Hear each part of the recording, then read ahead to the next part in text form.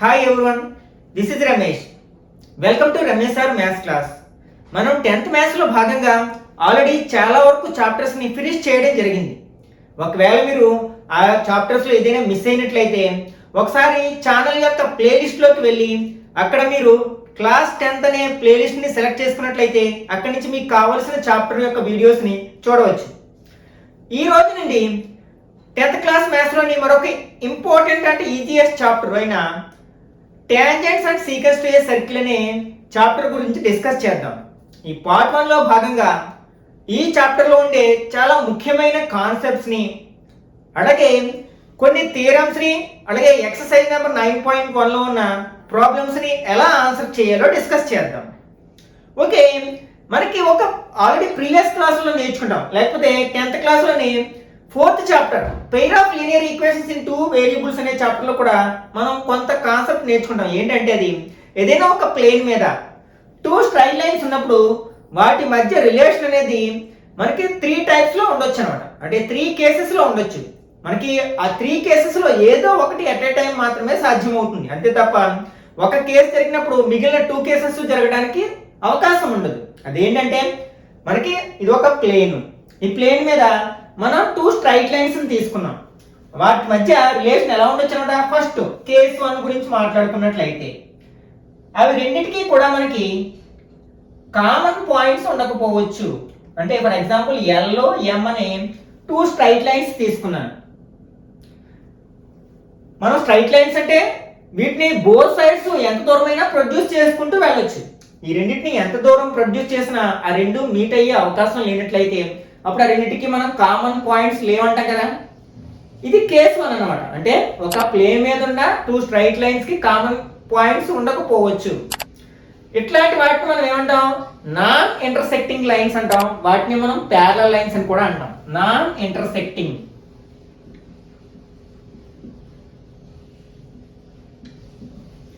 వీటిని మరి పేరుతో ఎలా పిలవచ్చు, ప్యారలల్ లైన్స్ అని పిలవచ్చు అనమాట.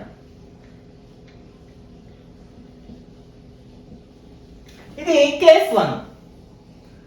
ఒకవేళ మనకి ఆ రెండింటికి ఒక కామన్ పాయింట్ ఉన్నట్లయితే కేస్ 2లో గురించి మాట్లాడుకుంటున్నాం. ఇప్పుడు ఇలా ఎల్ అనే లైన్ ఇట్లా ఉంది, అట్లాగే ఎం ఇట్లా ఉందనుకుందాం. ఇప్పుడు రెండింటికి ఎన్ని కామన్ పాయింట్స్ ఉన్నాయంటే ఒకే ఒక కామన్ పాయింట్ ఉంది కదా. ఇట్లాంటి లైన్స్ ని మనం ఏమనొచ్చు, ఇంటర్సెక్టింగ్ లైన్స్ అంటాం. Intersecting lines.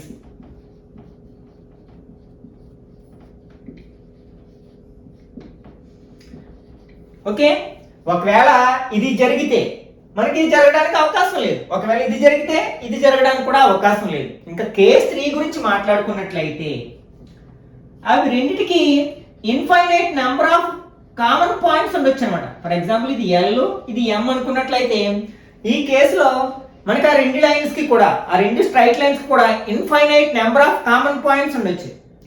అప్పుడు వాటిని ఏమంటాం, కోఇన్సిడెంట్ లైన్స్ అంటాం. కోఇన్సిడెంట్.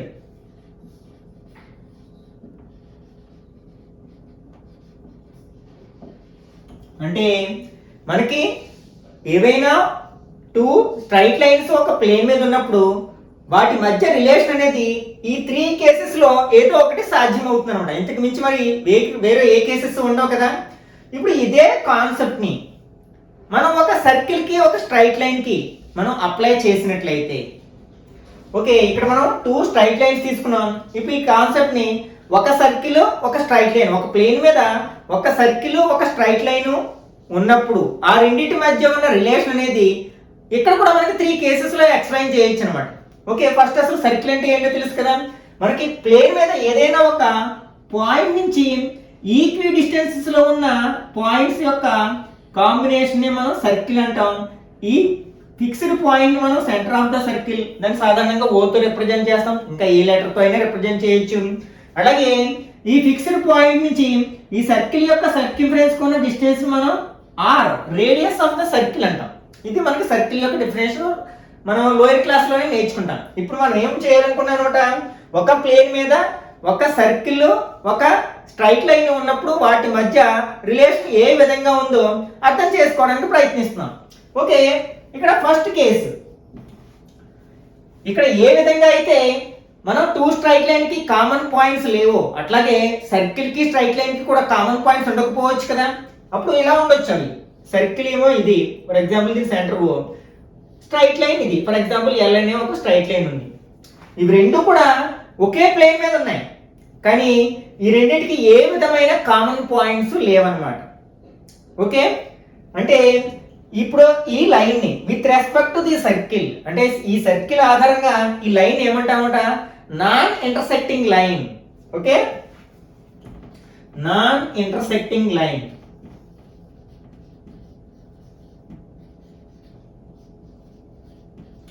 ఎందుకంటే ఈ రెండింటికి ఏ విధమైన కామన్ పాయింట్స్ లేవు, అంటే ఈ సందర్భంలో ఈ రెండింటికి ఉన్న కామన్ పాయింట్స్ నెంబర్లో ఎక్స్ప్రెస్ చేయాలని ఎంత అనమాట, 0 అనమాట.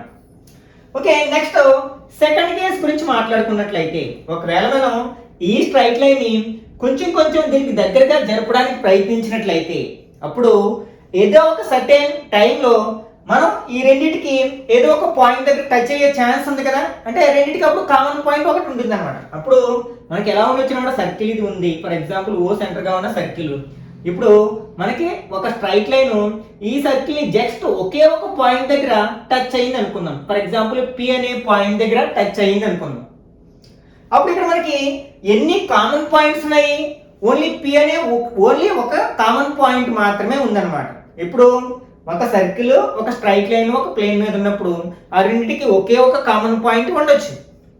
ఈ సమయంలో మనం ఈ స్ట్రైట్ లైన్ ని with respect to the circle మనం ఏమంటామంటే టాంజెంట్ అంటాం అనమాట. టాంజెంట్ అంటే దీన్ని బట్టి మనం టాంజెంట్ అంటే ఏం చెప్పొచ్చు అనమాట, the line which intersect a circle at a point. అంటే ఒక సర్కిల్ ని ఒక లైన్ ఒకే ఒక పాయింట్ దగ్గర ఇంటర్సెక్ట్ చేసినట్లయితే that line is called tangent.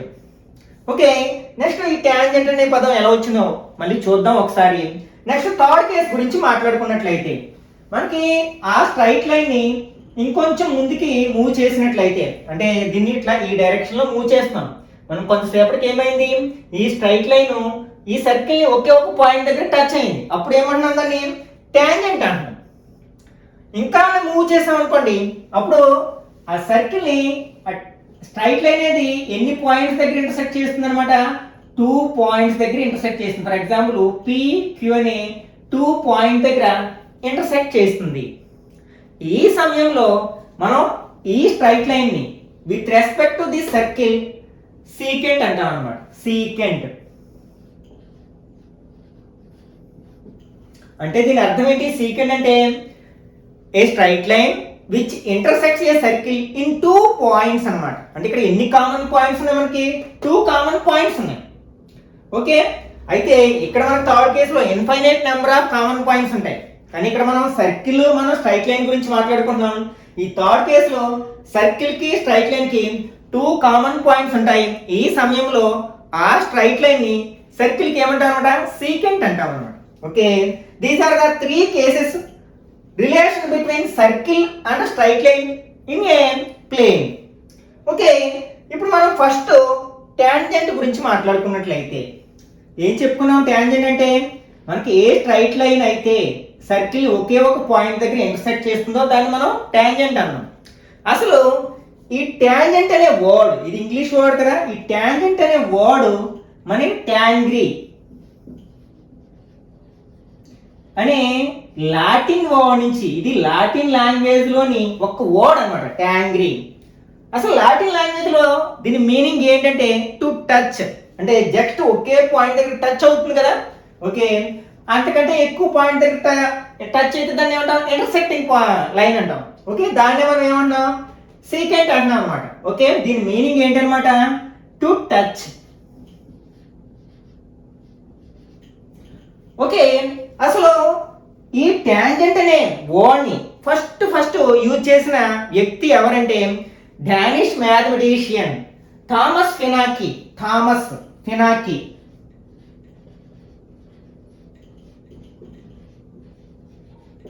ఈ పర్సన్ ఈ టాంజెంట్ అనే వర్డ్ ని ఫస్ట్ టైం యూజ్ చేశారనమాట. అది ఎప్పుడు అంటే 1583 ఈ ఇయర్ లో ఈ థామస్ ఫినాకి అనే డేనిష్ మ్యాథమెటిషియన్ ఈ ట్యాంజెంట్ అనే వర్డ్ని యూజ్ చేయడం జరిగింది.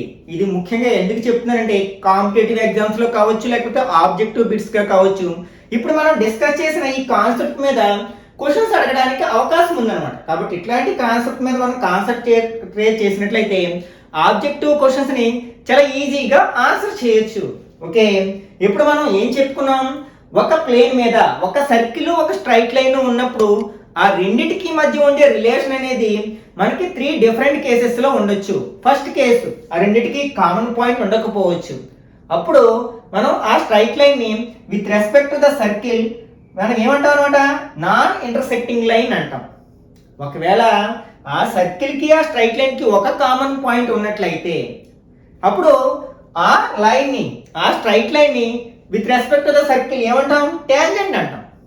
ఓకే, ఒకవేళ ఆ స్ట్రైట్ లైన్కి సర్కిల్కి 2 కామన్ పాయింట్స్ ఉన్నట్లయితే దట్ ఈస్ కాల్డ్ సీకెంట్.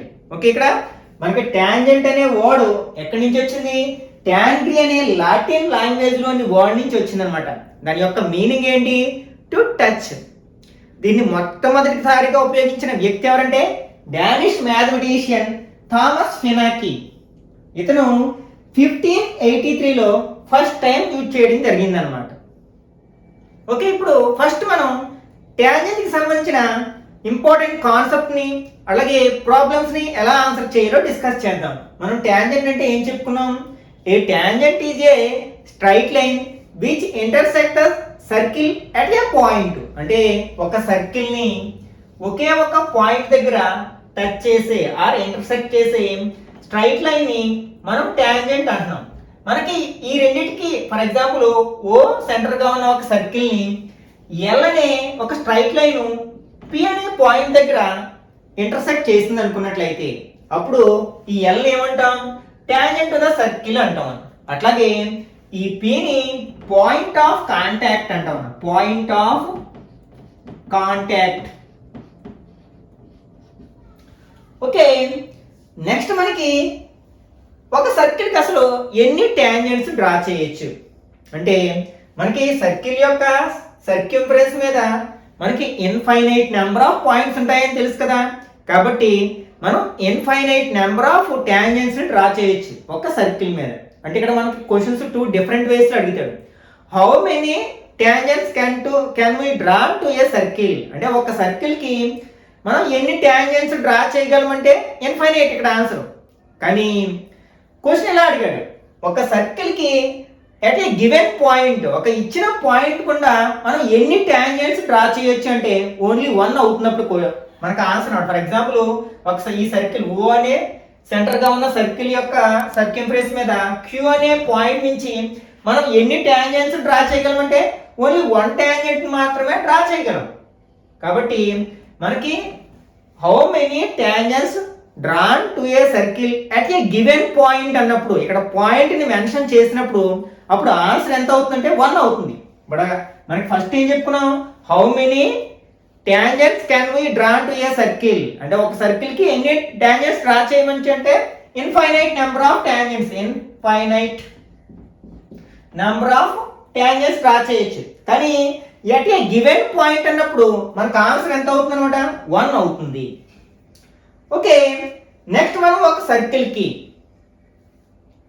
మన ఎక్స్టర్నల్ పాయింట్ నుంచి అంటే సర్కిల్ యొక్క ఎక్స్టర్నల్ పాయింట్ నుంచి మనం ఎన్ని ట్యాంజెంట్స్ డ్రా చేయొచ్చు అంటే ఫర్ ఎగ్జాంపుల్ ఇక్కడ ఒక సర్కిల్ ఉంది, ఓ సెంటర్గా ఉన్న ఒక సర్కిల్ తీసుకున్నాం. దీని అవుట్ సైడ్ సమ్ డిస్టెన్స్లో పి అనే పాయింట్ ఉందనుకున్నాం. ఇప్పుడు మనం ఈ పి అనే పాయింట్ నుంచి ఆ సర్కిల్కి ఎన్ని ట్యాంజెంట్స్ డ్రా చేయొచ్చు అంటే number of tangents drawn to a circle from an external point. అంటే బయట ఉన్న పాయింట్ నుంచి అనమాట. మనకి బోత్ సైడ్స్ అంటే సర్కిల్ యొక్క బోత్ సైడ్స్ కి మనం 2 ట్యాంజెంట్స్ డ్రా చేయొచ్చు అనమాట. అంటే ఇట్లా ఒక ట్యాంజెంట్ ఫర్ ఎగ్జాంపుల్ ఇక్కడ సర్కిల్ మీద ఏ అనే పాయింట్ దగ్గర ఇంటర్సెక్ట్ అవుతుంది పిఏ అనే ట్యాంజెంట్. అలాగే అదర్ సైడ్ తీసుకున్నట్లయితే ఫర్ ఎగ్జాంపుల్ ఇక్కడ బి అనే పాయింట్ టచ్ చేస్తూ మరొక ట్యాంజెంట్ డ్రా చేయొచ్చు అనమాట. ఓకే, దీనికి ఆన్సర్ ఎంత అవుతుంది అనమాట. ఇక్కడ క్వశ్చన్ ఏం అడుగుతారు మనకి, how many tangents can we drawn to a circle from an external point. అంటే ఒక సర్కిల్ యొక్క ఎక్స్టర్నల్ పాయింట్ నుంచి ఆ సర్కిల్కి మనం ఎన్ని ట్యాంజెంట్స్ డ్రా చేయొచ్చు అంటే మనకి ఇక్కడ ఆన్సర్ 2 అవుతుంది అనమాట. ఓకే, అట్లాగే ఫర్ ఎగ్జాంపుల్ మనం ఒక సర్కిల్కి ఏదో ఒక ట్యాంజెంట్ ఉంది. ఫర్ ఎగ్జాంపుల్ ఎల్ అని ఒక ట్యాంజెంట్ డ్రా చేసాం. ఇప్పుడు మనకి దీనికి ప్యారలల్గా ఇంకా ఎన్ని ట్యాంజెంట్స్ డ్రా చేయొచ్చు అంటే మనం ఓన్లీ 1 ట్యాంజెంట్ మాత్రమే డ్రా చేయొచ్చు అనమాట. దానికి ఆపోజిట్ సైడ్ మనకి ఇట్లా మరొక ట్యాంజెంట్ మాత్రమే డ్రా చేయొచ్చు. ఎప్పుడు క్వశ్చన్ ఎలా అడిగినప్పుడు ఒక సర్కిల్కి ఒక ట్యాంజెంట్కి ప్యారలల్గా how many tangents can we draw అంటే ఓన్లీ 1. మనకి ఎప్పుడైనా సరే ఈ పాయింట్ ఆఫ్ కాంటాక్ట్ ఉంది కదా, అంటే ఫర్ ఎగ్జాంపుల్ ఈ ట్యాంజెంట్కి సర్కిల్కి ఉన్న పాయింట్ ఆఫ్ కాంటాక్ట్ పి అని, ఇది క్యూ అని అయినట్లయితే ఈ రెండింటిని జాయిన్ చేయగా వచ్చే లైన్ సెగ్మెంట్ ఏమవుతుందంటే ఆ సర్కిల్ యొక్క డయామీటర్ అవుతుంది అనమాట. అంటే మనం సర్కిల్ యొక్క డయామీటర్కి బోత్ ఎండ్స్ ఉంటాయి కదా, 2 ఎండ్స్ ఉంటాయి. కాబట్టి ఆ 2 ఎండ్స్ నుంచి మనం 2 ట్యాంజెంట్స్ డ్రా చేయొచ్చు. పైగా ఈ రెండింటి యొక్క మనం ఈ 2 పాయింట్స్ ఆఫ్ కాంటాక్ట్స్ ని జాయిన్ చేయగా వచ్చే లైన్ సెగ్మెంట్ మీదే మనకి ఏముంటుంది అనమాట, సెంటర్ ఆఫ్ ద సర్కిల్ ఉంటుంది అనమాట. ఓకే, ఇట్లాంటి పాయింట్స్ ని గుర్తుపెట్టుకోవాలి. అట్లాగే ఒకవేళ మనం సీకెంట్ గురించి అడిగినట్లయితే మనకు ఒక సర్కిల్ కి ఎన్ని సీకెంట్స్ డ్రా చేయొచ్చు అంటే అక్కడ కూడా మనం infinite number of secants draw చేయొచ్చు అనమాట. ఇట్లా ఇట్లా మనకి ఎన్ని అయినా డ్రా చేయొచ్చు. ఎందుకంటే సీకెంట్ అనేది ఏంటి, సర్కిల్ ని 2 పాయింట్స్ లో ఇంటర్సెక్ట్ చేసే లైన్, స్ట్రైట్ లైన్ కదా. ఓకే, ఇప్పుడు మనకి ఈ ట్యాంజెంట్ కి ప్యారలల్ గా ఎన్ని సీకెంట్స్ డ్రా చేయొచ్చు అని క్వశ్చన్ అడిగారు అనుకోండి, అప్పుడు కూడా మనకి infinite number of secants draw చేయొచ్చు. మనకి ట్యాంజెంట్ అయితే ఓన్లీ 1 మాత్రమే డ్రా చేయగలం, కానీ సీకెంట్స్ అయితే మనకి ఇన్ఫైనైట్ నెంబర్ ఆఫ్ సీకెంట్స్ మనం డ్రా చేయొచ్చు. దేనికి, ఒక ట్యాంజెంట్ కి ప్యారలల్ గా అన్నమాట. ఓకే, ఇప్పుడు మనం ఈ కాన్సెప్ట్ ని బేస్ చేసుకుని ఒక సింపుల్ థీరం ని మనం ఎలా ఆన్సర్ చేయాలో డిస్కస్ చేద్దాం. Okay, next theorem 9.1. మనకి ఈ చాప్టర్ లో కొన్ని షార్ట్ థీరమ్స్ 3 ఉన్నాయన్నమాట. అందులో ఇది వన్ ఆఫ్ ద థీరం. మనకి వీటిని షార్ట్ ఆన్సర్ టైప్ అడగడానికి అవకాశం ఉందన్నమాట.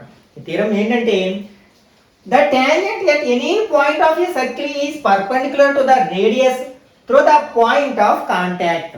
మనం థీరమ్స్ ని ప్రూవ్ చేయడం ఎలాగో ఆల్రెడీ 8th 9th లోనే మనం నేర్చుకోవడం జరిగింది. మనం ఏ థీరం ని ప్రూవ్ చేయాలైనా సరే కొన్ని స్టెప్స్ ని ఫాలో అవ్వాల్సి ఉంటుంది కదా. అదేంటంటే ఫస్ట్ గివెన్ రాసుకోవాల్సి ఉంటుంది, తర్వాత రిక్వైర్డ్ టు ప్రూవ్ రాయాలి, తర్వాత మనకి ఏదైనా అవసరం అయితే అంటే ఇచ్చిన డేటాలో మనకి ఆ థీరం ని ప్రూవ్ చేయడానికి కావాల్సిన లైన్స్ అట్లాగే యాంగిల్స్ లేనట్లయితే అదనంగా డ్రా చేస్తూ ఉంటాం కదా, వాటిని మనం కన్స్ట్రక్షన్ లో రాస్తాం.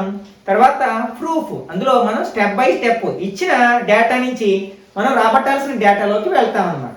ఇవి పార్ట్స్ ఆఫ్ ఏ థీరం. ఇందులో మనకి కన్స్ట్రక్షన్ అనేది అన్నిటికీ కంపల్సరీ కాదు, కానీ మిగిలిన 3 పార్ట్స్ ప్రతి థీరంకి కంపల్సరీ ఉంటాయి అన్నమాట. అంటే ఫస్ట్ మనం ఏంటన్నమాట, ఇక్కడ ఒక సర్కిల్ ఉంది. ఫర్ ఎగ్జాంపుల్ ఓ సెంటర్ గా ఉన్న ఒక సర్కిల్ ఉంది అనుకుందాం.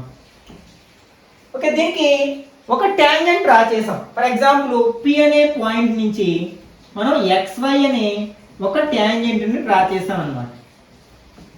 ఓకే, ఇప్పుడు ఏమంటున్నారు, ఈ ఓపీని జాయిన్ చేయగా వచ్చే లైన్ సెగ్మెంట్, అదే ఇక్కడ మనం రేడియస్ అంటాం కదా, మనం సెంటర్ ని సర్క్యూఫరెన్స్ మీద ఉన్న ఏదైనా పాయింట్ ని జాయిన్ చేయగా వచ్చే లైన్ సెగ్మెంట్ ఆ సర్కిల్ యొక్క రేడియస్ అంటాం. అంటే ఈ రేడియస్ అనేది ఈ XY కి పర్పెండిక్యులర్ గా ఉంటుంది అని మనం ప్రూఫ్ చేయాలన్నమాట. ఓకే, ఫస్ట్ గివెన్ రాస్తాం. మనం గివెన్ లో ఏం రాస్తాం, ఇచ్చిన డేటాను రాస్తాం అన్నమాట. ఇక్కడ ఏమి ఇచ్చారు, ఒక సర్కిల్, దానికి ట్యాంజెంట్ ఇచ్చారు.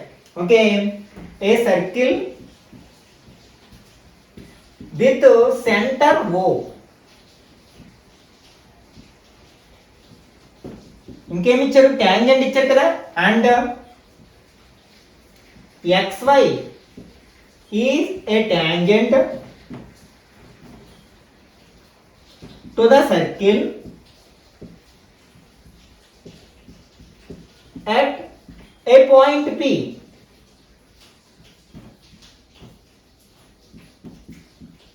అంటే ఈ XY అనేది P అనే పాయింట్ దగ్గర ఆ సర్కిల్ కి ట్యాంజెంట్ అవుతుంది అన్నమాట. ఇప్పుడు మనం ఏం చేస్తాం, రిక్వైర్డ్ టు ప్రూవ్ అంటే దీని షార్ట్ కట్ లో మనం RTP అంటాం. మనం ఏం ప్రూవ్ చేయాలి? ఈ ఓపీ అనేది XYకి పర్పెండిక్యులర్ గా ఉందని మనం ప్రూవ్ చేయాలి. అంటే OP is perpendicular to XY. Okay, మనం ఈ థియరమ్ని కాంట్రడిక్షన్ బేసిస్ లో ప్రూఫ్ చేస్తాం అనమాట. ఆల్రెడీ మనం ఫస్ట్ చాప్టర్ అంటే రియల్ నెంబర్స్ లోనే మనం ఇర్రేషనల్ నెంబర్స్ ని ఎలా ప్రూవ్ చేసామో అదే మెథడ్ ని మనం ఫాలో అవుతాం అనమాట. ఓకే, కాంట్రడిక్షన్ మెథడ్ అంటాం కదా అది. అంటే ఇక్కడ ఏంటి మనకి ఇది ఈ ఓపీ అనేది XYకి పర్పెండిక్యులర్ గా ఉందని మనం ప్రూఫ్ చేయాలి. అది పర్పెండిక్యులర్ గా లేదు అని మనం స్టార్ట్ చేస్తాం, అలా ఎజ్యూమ్ చేసుకుని స్టార్ట్ చేస్తాం. ఓకే, ఇప్పుడు మనం ప్రూఫ్, దీనికి మనకి కన్స్ట్రక్షన్ అవసరం లేదు, ఇంకా అదనంగా మనం ఏ విధమైన లైన్స్ డ్రా చేయాల్సిన పని లేదనమాట. ఇచ్చిన డేటాను ఉపయోగించి మనం దీన్ని ప్రూఫ్ చేయొచ్చు. ఇప్పుడు ఏమనుకున్నాం, మనం దీన్ని కాంట్రడిక్షన్ మెథడ్ ని ఫాలో అవుతున్నాం. దానికోసం ఏమన్నాం, OP is not perpendicular to XY. Let us assume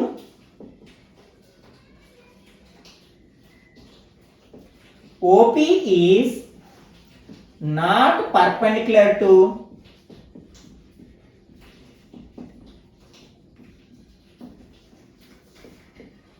XY. అంటే ఓపీ పర్పెండిక్యులర్ గా లేదు అంటే మనం ఓ నుంచి డ్రా చేసిన మరొక లైన్ ఏదో ఒకటి XYకి పర్పెండిక్యులర్ గా ఉండొచ్చు కదా. ఫర్ ఎగ్జాంపుల్ ఇలా ఒక లైన్ ఉంది. ఓకే, ఇది L అనే లైన్ ఉంది, ఇక్కడ సమ్ R అనే ఒక పాయింట్ ఉంది.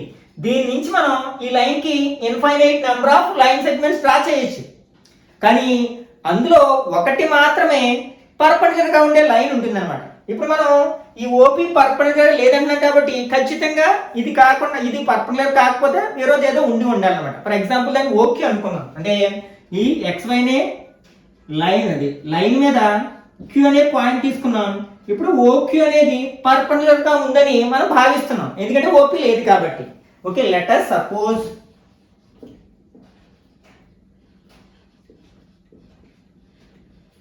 a point Q on XY such that OQ is perpendicular to XY. అంటే ఇక్కడ మనకి ఏంటి, OP అనేది XYకి పర్పెండిక్యులర్ గా లేదు కాబట్టి మనకి OQ అనే మరొక లైన్ ఏదో పర్పెండిక్యులర్ గా ఉండాలి అని అనుకుంటున్నాం అన్నమాట. ఇప్పుడు మనకి ఈ Q అనే పాయింట్ ఎక్కడ ఉంటుంది అంటే ఇన్సైడ్ ద సర్కిలా, అవుట్ సైడ్ ద సర్కిలా, లేకపోతే ఆన్ ద సర్కిల్.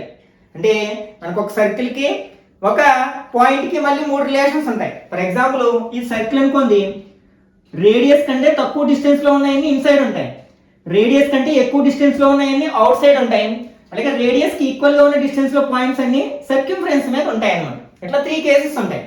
ఇప్పుడు మనకి ఈ Q అనే పాయింట్ ఎక్కడ ఉంటుందని ఆలోచించినట్లయితే ఖచ్చితంగా అది అవుట్ సైడ్ ద సర్కిల్ ఉంటుంది అనమాట. ఎందుకంటే మనకి P అనే పాయింట్ ఆన్ ద సర్కిల్ ఉంది.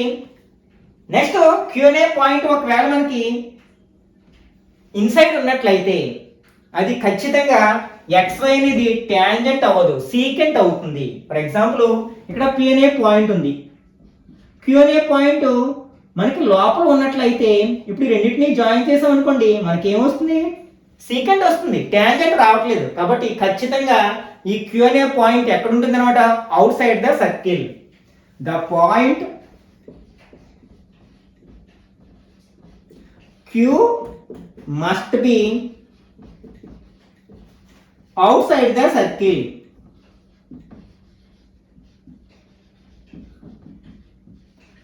కాబట్టి దీనికి కారణం రాయొచ్చు, since if it is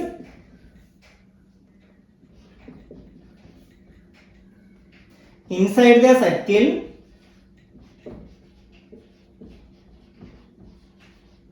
then XY must be secant.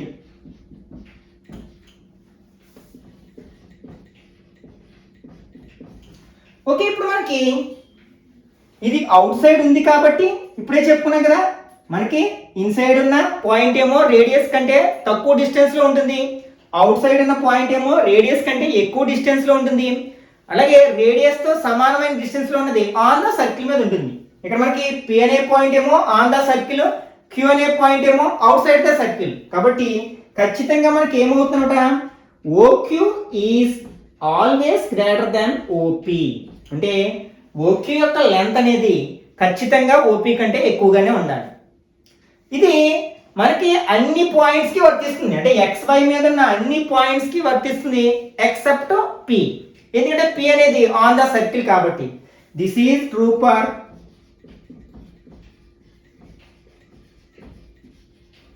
all the points on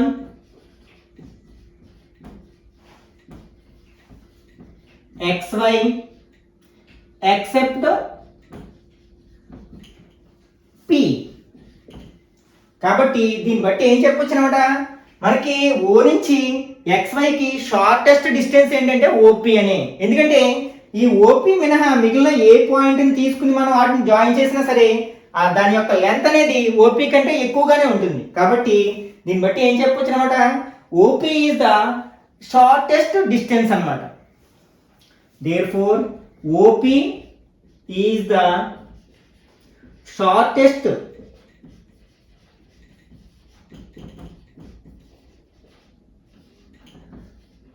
from the point అంటే ఫ్రమ్ O టు XY. అంటే O నుంచి XYకి డ్రా చేసిన అన్ని డిస్టెన్స్లోకి ఓపీనే షార్టెస్ట్ డిస్టెన్స్. మనం షార్టెస్ట్ డిస్టెన్స్ని ఏమంటాం, పర్పెండిక్యులర్ అంటాం అనమాట.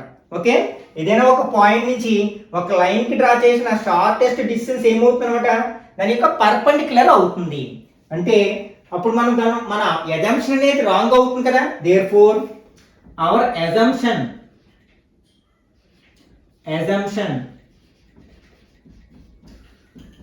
దట్ మనం ఏమనుకున్నాం, OP is not perpendicular to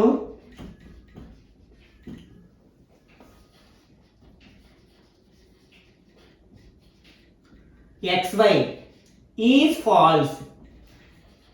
ఇది ఫాల్స్ అయిందంటే ఇచ్చిన స్టేట్మెంట్ ఖచ్చితంగా ట్రూ అవ్వాలి కదా.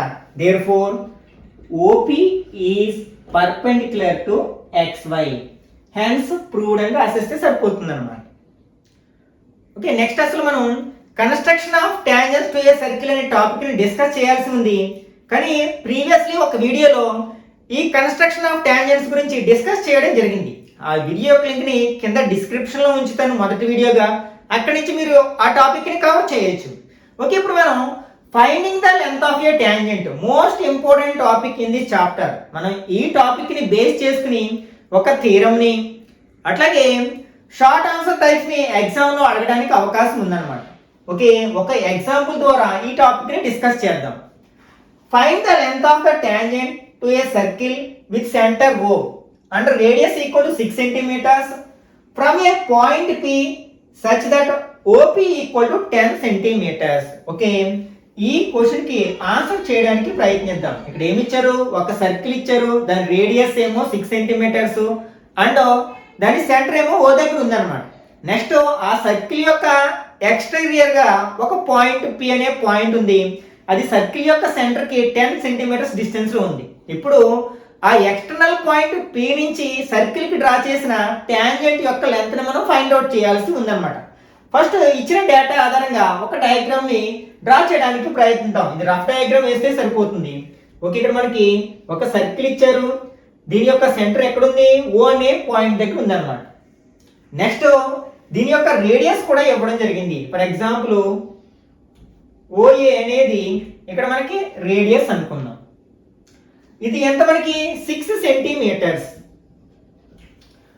ఓకే, ఇప్పుడు మనకి ఈ P అనే పాయింట్ ఎక్కడుందంటే ఎక్స్టీరియర్ గా ఉంటుంది. ఎందుకంటే OP ఈక్వల్ టు 10 centimeters, అంటే O నుంచి P కి ఉన్న డిస్టెన్స్ 10 centimeters. ఇది రేడియస్ కంటే ఎక్కువగా ఉంది కాబట్టి ఖచ్చితంగా అది ఎక్కడ ఉండాలన్నమాట, ఎక్స్టీరియర్ పాయింట్ ఇచ్చినా ఇవ్వకపోయినా.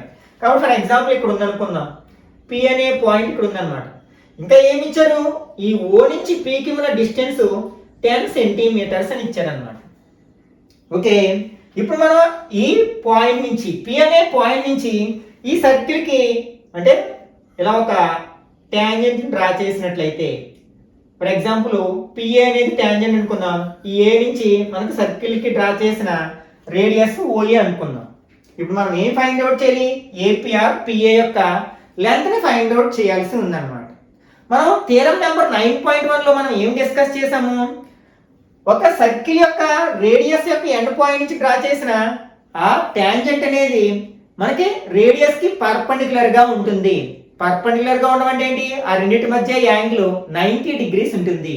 అంటే ఒక సర్కిల్ యొక్క రేడియస్ యొక్క ఎండ్ పాయింట్ నుంచి డ్రా చేసిన టాంజెంట్ ఆ సర్కిల్ కి పర్పెండిక్యులర్ గా ఉంటుంది అంటే ఆ రెండింటి మధ్య యాంగిల్ 90 డిగ్రీస్ ఉంటుంది అనమాట. ఈ కాన్సెప్ట్ ని బేస్ చేసుకుని ఇక్కడ లెంత్ ఆఫ్ ద టాంజెంట్ ని మనం ఫైండ్ అవుట్ చేస్తాం అనమాట. We know that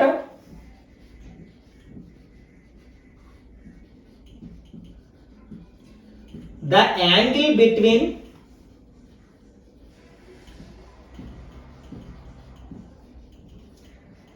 the radius and tangent is 90 degrees. అంటే ఈ టాంజెంట్ ఎక్కడి నుంచి డ్రా చేసాం మనం? ఆ రేడియస్ యొక్క ఎండ్ పాయింట్ నుంచి డ్రా చేసిన టాంజెంట్ అన్నమాట. ఓకే, షార్ట్ కట్ ఇలా రాసుకోవచ్చు. We know that the angle between the radius and the tangent is 90 degrees. దీన్నే చాలాసార్లు బిట్ రూపంలో కూడా అడిగారు అన్నమాట. కాబట్టి మనకి ఇక్కడ ఓఏపీ అనేది ఏమవుతుంది?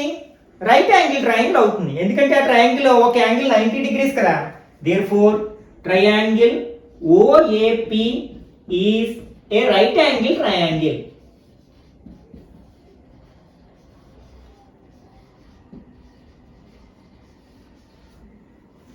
ఓకే, ఇప్పుడు మనకి రైట్ యాంగిల్ ట్రయాంగిల్ అనగానే మనకు ఒక థీరం గుర్తుకొస్తుంది, అదే పైథాగరస్ థీరం. కాబట్టి మనం ఏ రైట్ యాంగిల్ ట్రయాంగిల్ అయినా సరే పైథాగరస్ థీరం ని ఒబే చేస్తుంది. కాబట్టి ఈ ట్రయాంగిల్ లో మనం పైథాగరస్ థీరం ని అప్లై చేసినట్లయితే therefore by Pythagoras theorem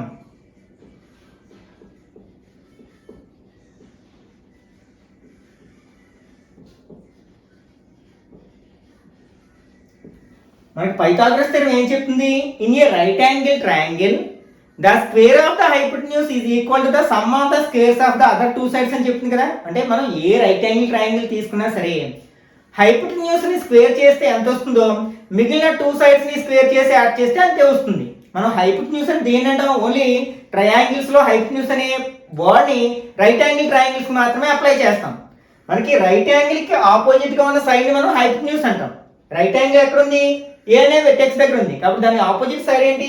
OP. అంటే ఈ ట్రయాంగిల్ లో మనకి హైపోటెన్యూస్ ఏమవుతుందట? ఓపీ అవుతుంది. కాబట్టి హైపోటెన్యూస్ స్క్వేర్ అంటే OP square equal to sum of the squares of the other two sides. Other two sides ఏంటి? OA and AP or PA, ఏదైనా పర్వాలేదు కదా. అంటే OA square plus PA square. ఇప్పుడు ఇందులో మనకు తెలిసిన వాల్యూస్ సబ్స్టిట్యూట్ చేద్దాం. ఓపీ వాల్యూ తెలుసు కదా, 10 సెంటీమీటర్స్ అంటే 10 square equal to OA value కూడా తెలుసు, రేడియస్ ఆఫ్ ద సర్కిల్ కదా, అంటే 6 స్క్వేర్ ప్లస్ పిఏ మనం ఫైండ్ అవుట్ చేయాలి, అంటే పిఏ స్క్వేర్. దీన్ని సింప్లిఫై చేసినట్లయితే 10 స్క్వేర్ అంటే 100 equal to 6 square means 36 plus PA square. మనం సాధారణంగా ఏ వేరియబుల్ యొక్క వాల్యూని ఫైండ్ అవుట్ చేయాలనుకుంటున్నామో దాన్ని ఆర్హెచ్ఎస్ లో ఉంటే ఎల్హెచ్ఎస్ లో తీసుకెళ్దాం. ఫర్ ఎగ్జాంపుల్ ఈ ఈక్వేషన్ రివర్స్ చేసాం అనుకుందాం, అంటే 36 plus PA square equal to 100. ఇక్కడ మనం సైన్లు మార్చాల్సిన అవసరం లేదు, ఎందుకంటే మొత్తం ఈక్వేషన్ ని ఇంటర్చేంజ్ చేసాం. ఎల్హెచ్ఎస్ ని ఆర్హెచ్ఎస్, ఆర్హెచ్ఎస్ ని ఎల్హెచ్ఎస్ గా మార్చేసాం. మనకి ఇప్పుడు దేని వాల్యూ ఫైండ్ అవుట్ చేయాలనుకుంటున్నాం? పిఏ వాల్యూ ఫైండ్ అవుట్ చేయాలనుకుంటున్నాం. కాబట్టి 36 ని ఆర్హెచ్ఎస్ లోకి ట్రాన్స్పోజ్ చేసినట్లయితే మనకి ఇక్కడ ఏముంటుంది? పిఏ స్క్వేర్ ఈక్వల్ టు 100, ఇది ప్లస్ 36, ఆర్హెచ్ఎస్ లోకి వెళ్తే మైనస్ 36 అవుతుంది.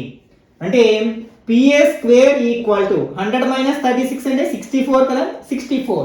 మనకు కావాల్సింది పిఏ, కానీ ఇక్కడ స్క్వేర్ ఉంది కదా, కాబట్టి ఈ స్క్వేర్ కూడా ఆర్హెచ్ఎస్ లోకి తీసుకెళ్ళినట్లయితే స్క్వేర్ రూట్ అవుతుంది. అంటే PA equal to square root of 64.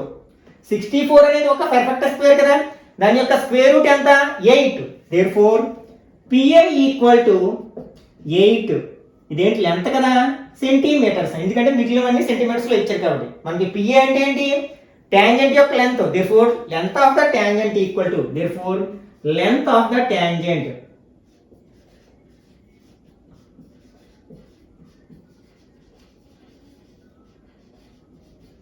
దాన్ని మనం ఏమన్నాం? పిఏ అన్నాం కదా, equal to 8 centimetres. One of the important problem అన్నమాట. దీన్ని బేస్ చేసుకుని మీరు ఎక్సర్సైజ్ నెంబర్ 9.లో ఇట్లాంటి మరొక 2 ప్రాబ్లమ్స్ ఉన్నాయి, వాటిని ఓన్గా సాల్వ్ చేయడానికి ప్రయత్నించండి. ఓకే, నెక్స్ట్ ఎక్సర్సైజ్ నెంబర్ 9.1లో ఉన్న ప్రాబ్లం గురించి మాట్లాడుకున్నట్లయితే అందులో ఫస్ట్ క్వశ్చన్లో బ్లాంక్స్ ఉన్నాయి. ఈ బ్లాంక్స్ అన్నిటికీ సంబంధించిన కాన్సెప్ట్ని అట్లా ఆల్రెడీ మనం స్టార్టింగ్లోనే డిస్కస్ చేసాం. దాన్ని బేస్ చేసుకుని మీరే ఓన్గా ఫిల్అప్ చేయొచ్చు అనమాట. ఇంకా సెకండ్ అండ్ ఫోర్త్ క్వశ్చన్స్ రెండు కూడా లెంత్ ఆఫ్ ద ట్యాంజెంట్స్, అంటే ఇంతకు ముందే మనం డిస్కస్ చేసిన ఎగ్జాంపుల్ బేస్ చేసుకుని వాటిని మీరు ఓన్గా సాల్వ్ చేయగలుగుతారు. ఇంకా మనకి థర్డ్ వన్ అనేది కన్స్ట్రక్షన్ సంబంధించింది. ఇంకా మిగిలింది ఫిఫ్త్ వన్, ఇది కూడా one of the important theorem. దీన్ని కూడా మనకి షార్ట్ ఆన్సర్గా అడగడానికి అవకాశం ఉందన్నమాట. అదేంటంటే prove that the tangents to a circle at the end points of a diameter are parallel. అంటే ఒక సర్కిల్ యొక్క ఎండ్ పాయింట్స్ నుంచి డ్రా చేసిన టాంజెంట్స్ అనేవి ఒకదానికొకటి ప్యారలల్ గా ఉంటాయని మనం ప్రూఫ్ చేయాలన్నమాట. ఓకే, ఇచ్చిన డేటా ఆధారంగా ఫస్ట్ మనం ఒక డయాగ్రామ్ ని డ్రా చేసినట్లయితే, ఓకే ఇది ఒక సర్కిల్ అనుకుందాం. ఫర్ ఎగ్జాంపుల్ దీని సెంటర్ ఓ దగ్గర ఉందనుకుందాం. ఇప్పుడు మనం ఈ సెంటర్ గుండా పాస్ అవుతూ డ్రా చేసిన కార్డ్ని మనం ఏమంటాం, డయామీటర్ ఆఫ్ ద సర్కిల్ అంటాం. ఫర్ ఎగ్జాంపుల్ ఏబి అనేది డయామీటర్ ఆఫ్ ద సర్కిల్ అంటాం. ఇప్పుడు దీని ఎండ్ పాయింట్స్ ఏంటి, ఏ అండ్ బి. వాటి నుంచి డ్రా చేసిన టాంజెంట్స్, ఫర్ ఎగ్జాంపుల్ ఇక్కడ ఒక టాంజెంట్ డ్రా చేసాం, అలాగే ఇక్కడ ఒక టాంజెంట్ డ్రా చేసాం. ఫర్ ఎగ్జాంపుల్ వీటిని సమ్ ఏదో పిక్యూ అండ్ ఆర్ఎస్ అనుకున్నట్లయితే ఇది మనం ఇచ్చిన డేటా ఆధారంగా డ్రా చేసిన డయాగ్రామ్ అన్నమాట. మనం థియరమ్ ప్రూఫ్ చేయడానికి 3 స్టెప్స్ ఉంటాయి కదా. ఫస్ట్ ఏంటి, గివెన్ ఇచ్చినవి రాసుకుంటాం. ఇక్కడ గివెన్ ఏమి ఇచ్చారు మనకి, circle, diameter, tangents. Okay, a circle with centre oh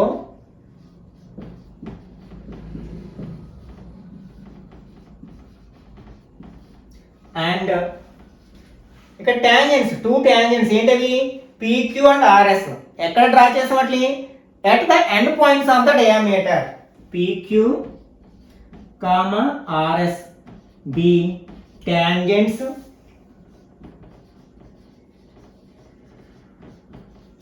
drawn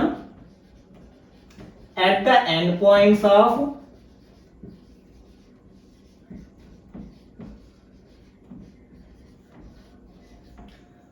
diameter of the circle.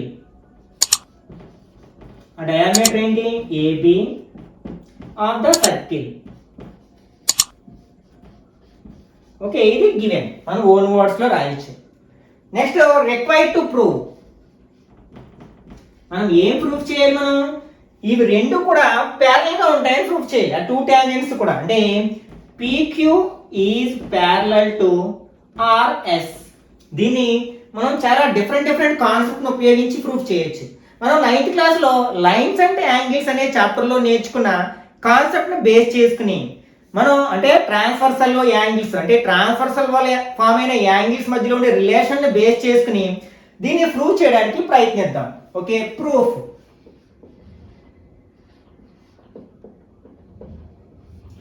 We know that ఇంతకు ముందే చెప్పుకున్నాం కదా, రేడియస్ కి ఆ రేడియస్ యొక్క ఎండ్ పాయింట్ నుంచి డ్రా చేసిన టాంజెంట్ కి మధ్యలో యాంగిల్ ఎంత ఉంటుంది, 90 డిగ్రీస్. ఆ రెండు పర్పెండిక్యులర్ గా ఉంటాయంటే 90 డిగ్రీస్ కదా. ద యాంగిల్ బిట్వీన్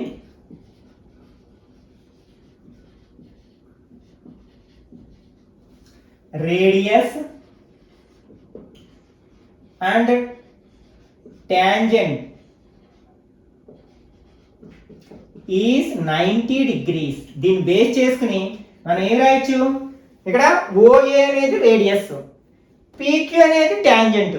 కాబట్టి ఇక్కడ యాంగిల్ ఎంత ఉంటుంది మనకి, 90 డిగ్రీస్ ఉంటుంది. అంటే angle OAQ equal to 90 degrees. దీన్ని 1 అనుకుందాం. అలాగే ఇక్కడ OB అనేది కూడా రేడియస్, అలాగే RS అనేది కూడా టాంజెంట్. కాబట్టి ఇక్కడ యాంగిల్ కూడా ఎంత ఉంటుంది మనకి, 90 డిగ్రీస్ ఉంటుంది. And angle OBS equal to 90 degrees. ఎందుకంటే సేమ్ రీజన్, రేడియస్ కి టాంజెంట్ కి మధ్యలో ఉండే యాంగిల్ 90 డిగ్రీస్ కాబట్టి అవి రెండు పర్పెండిక్యులర్ గా ఉంటాయి కాబట్టి.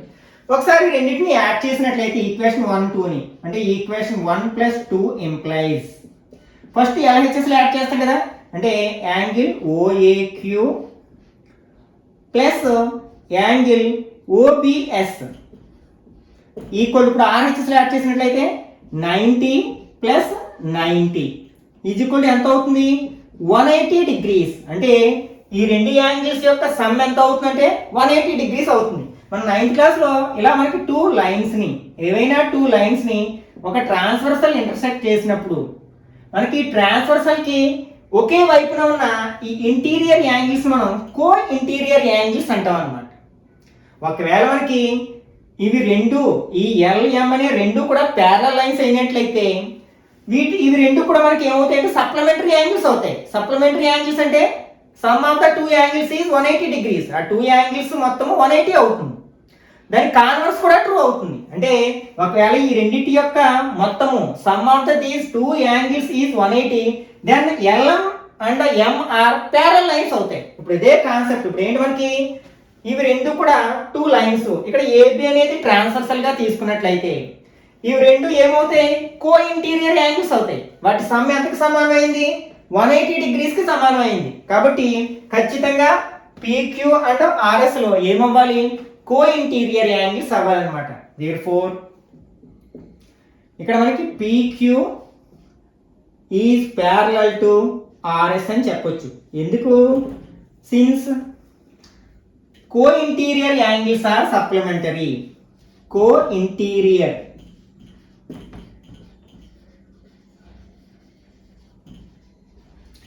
సప్లిమెంటరీ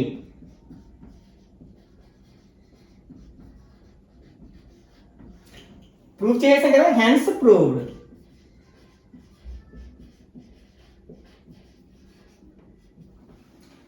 ఓకే ఈ చాప్టర్లోని మిగిలిన భాగాన్ని నెక్స్ట్ పార్ట్లో డిస్కస్ చేయడానికి ప్రయత్నిద్దాం. ఈ వీడియో నచ్చినట్లయితే తప్పకుండా లైక్ చేయండి, అలాగే మీ ఫ్రెండ్స్ కూడా షేర్ చేయండి. ఇట్లాంటి మరిన్ని వీడియోస్ కోసం ఛానల్ని సబ్స్క్రైబ్ చేసుకుని రెగ్యులర్గా ఫాలో అవడానికి ప్రయత్నించండి.